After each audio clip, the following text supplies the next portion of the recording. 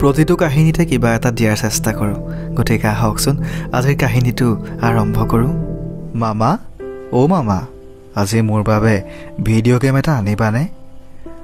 কণমানি মিনিয়ে নিজৰ মোমায়েকক video' game এটা আনিবৰ বাবে জিদ কৰি আছিল।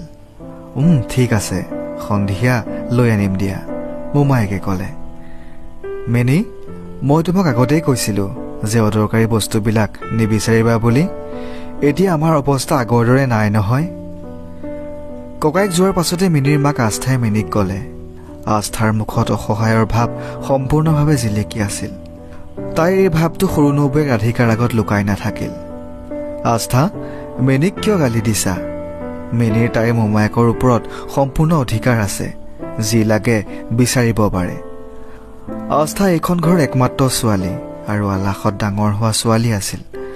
মাত্ৰ এটা কথাই কম আছিল যে আস্থাই এটা পুৰণা বিচাৰধাৰা থকা পৰিয়ালত জন্ম লৈছিল। আস্থাৰ মাত্ৰ 20 বছৰ বয়সতেই তাইৰ বিয়া এটা ডাঙৰ পৰিয়াললৈ হৈ গৈছিল। আস্থাই আগলৈ পঢ়ি কিবা এটা হ'ব বিচাৰিছিল, কিন্তু তাইৰ দেউতাক আৰু আইতাকে ক'লে যে পঢ়ি শুনি কি কৰিব, ছোৱালীহে, আগলৈ গৈ পাকঘৰৰ কামেই কৰিব লাগিব। ইমান এটা ধুনীয়া পৰিয়ালৰ খবৰ আহিছে, আগলৈ আকৌ নাহিবও পাৰে। আস্থাৰ গ্ৰেজুৱেশ্যন সম্পূৰ্ণ হ'বলৈ নাপাওঁতেই তাইৰ বিয়া দি দিয়া হৈছিল। মানুহজনৰ ঘৰত সকলো ভালেই আছিল। শাহু শহু, বৰজনাক নবৌৱেক আৰু এজনী নন্দেকৰ সৈতে এটা সুন্দৰ পৰিয়াল আছিল। বিয়াৰ এবছৰৰ পাছতে আস্থা এজনী ছোৱালীৰ মাকো হ'ল। সময় তীব্ৰ গতিত যাব ধৰিলে আৰু এদিন আস্থাৰ শহুৱেকৰ মৃত্যু হ'ল। মানুহৰ মানসিকতা কাৰ কেতিয়া সলনি হৈ যায় কোনেও নাজানে।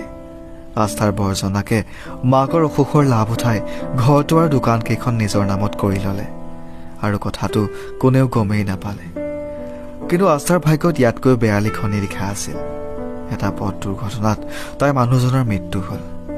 আস্থাৰ বৰজনাক আৰু নবৌৱেকে এইটো কৈয়ে তাইক ঘৰৰ পৰা উলিয়াই দিলে যে শহুৱেকে সকলো সম্পত্তি বৰজনাকৰ নামত কৰি দিলে, সেইবাবে ঘৰ আৰু দোকানত আস্থাৰ কোনো এতিয়া অধিকাৰ নাই। তেতিয়াৰে পৰা আস্থা আৰু তাই 6 বছৰীয়া ছোৱালী মিনি মোমায়েকৰ ঘৰতে আছেগৈ। আস্থাৰ ডাঙৰ বৌয়েকৰ কাৰোবাৰ সুখ দুখৰ লগত কোনো সম্পৰ্ক নাই। তেওঁ মাত্ৰ এটা কথাতেই টোপনি নাহে যে দুইজনী মাক জীয়েক একেবাৰে তেওঁলোকৰ লগত থাকিব নেকি। কিন্তু আস্থাৰ সৰু নবৌৱেক ৰাধিকাই আস্থাৰ বাবে কিবা এটা ভাবি থৈছিল। আমাৰ আস্থাই এতিয়া পঢ়াটো সম্পূৰ্ণ কৰি নিজৰ ভৰিত নিজে থিয় দিব লাগে, ৰাধিকাই সকলোকে ক'লে। আস্থাই কিয় পঢ়িব লাগে? তাইৰ ককায়েক আৰু বাপেক এতিয়াও জীয়াই আছে। আমি তাই আৰু তাইৰ ছোৱালীজনীৰ দায়িত্ব ভালদৰে বহন কৰিব পাৰিম। মানুহে কি ক'ব যে জোঁৱায়েক ঢুকোৱাৰ পাছত মাক আৰু জীয়েকক দুবেলা দুসাঁজ খুৱাবও নোৱাৰে?